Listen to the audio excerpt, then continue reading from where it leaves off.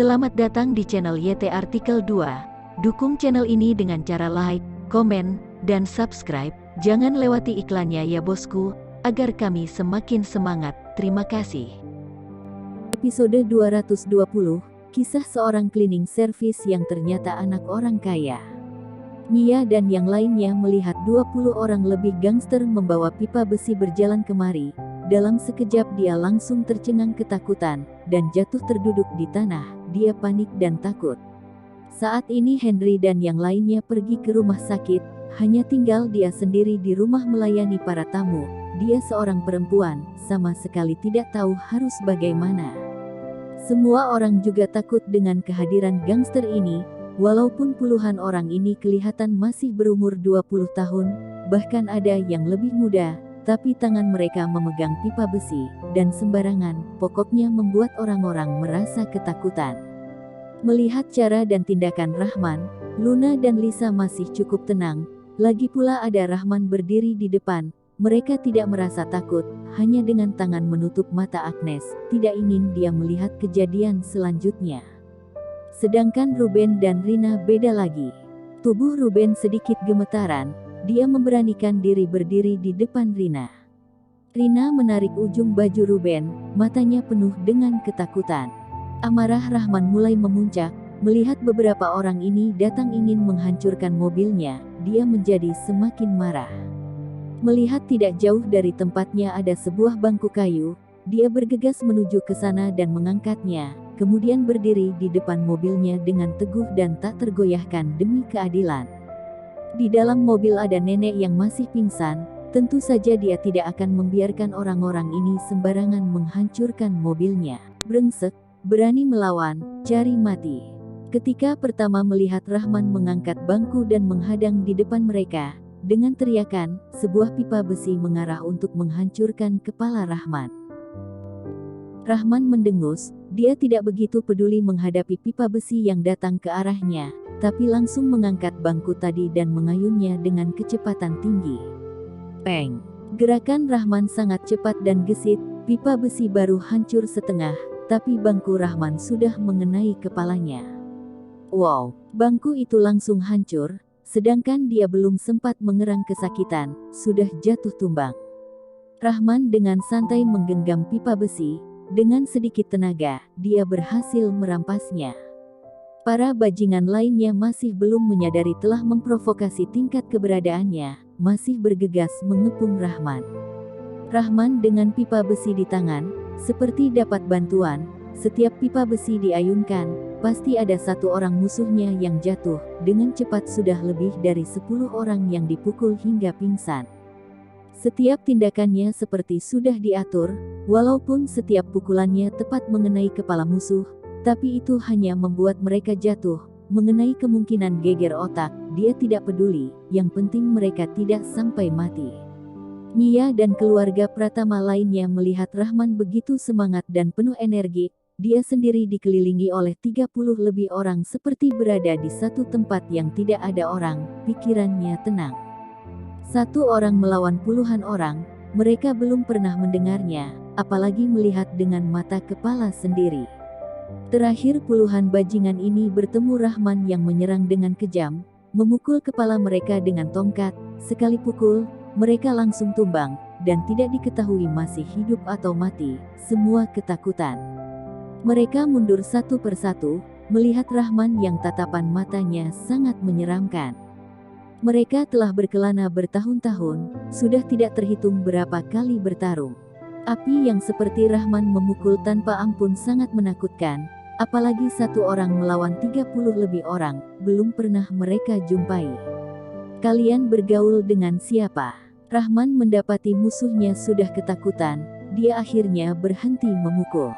Melihat Rahman berjalan mendekat, beberapa orang yang masih tertinggal sudah kehilangan keberanian dan nyali, salah satu dari mereka dibuat kehilangan ambisi. Bos kami adalah Hotman, Kak Hotman, salah satu dari mereka berkata dengan suara lemah. Pergi sana.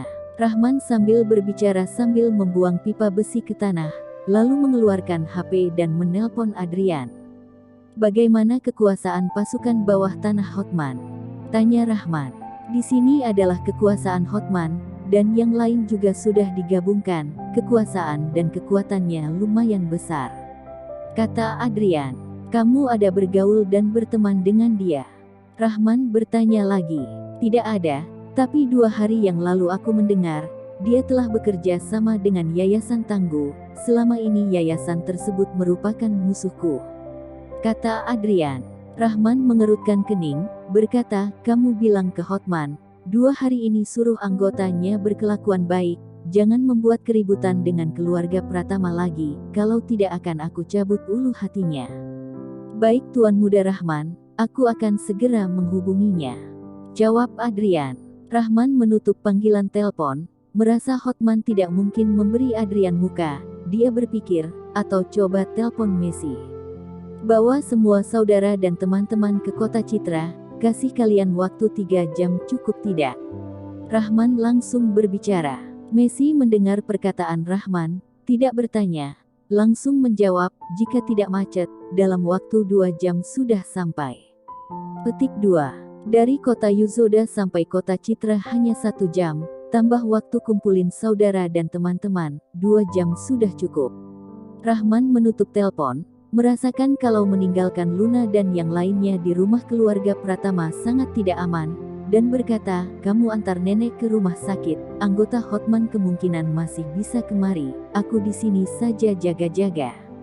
Luna menganggukkan kepala, mengambil kunci mobil dari Rahman, dan memanggil Rina dan yang lainnya untuk siap-siap berangkat ke rumah sakit. Kamu bawa Agnes dan pergi bersama mereka, kata Rahman kepada Lisa. Dia tidak tahu apa yang akan terjadi selanjutnya, jika terjadi sesuatu dia tidak sanggup melindungi mereka. Baiklah. Lisa mengangguk-angguk kepala, menggendong Agnes naik ke mobil. Setelah Luna dan yang lainnya pergi, Rahman mengangkat bangku dan duduk di depan pintu rumah keluarga Pratama. Semua orang melihatnya penuh dengan ketakutan. Mia bahkan tidak tahu harus berkata apa, dia merasa bersalah. Ada sedikit rasa tidak berani berbicara kepada Rahman. Beberapa bajingan yang tadi dipukul pingsan oleh Rahman satu persatu mulai siuman. Salah satu melihat Rahman yang duduk tidak jauh dari mereka, dengan nada mengancam berkata, pemuda, kamu tunggu saja, hari ini tidak menghancurkan rumah keluarga Pratama menjadi rata, aku bukan orang sini lagi. Dia mengucapkan kata yang kejam dan tegas, membuat yang lainnya siuman, kemudian berangsur-angsur pergi. Mia dan yang lainnya merasa ketakutan. Setengah jam kemudian, Henry dan yang lainnya kembali. Kil dan Indra hanya mendapat beberapa jahitan, bukan masalah besar. Melihat Rahman seorang diri duduk di luar pintu, sedangkan yang lain tidak berani berjalan terlalu dekat, beberapa orang mengerutkan kening, tidak tahu apa yang ingin dilakukan Rahman. Kedatangan kalian sangat pas dan baik, keluarga Pratama hampir hancur.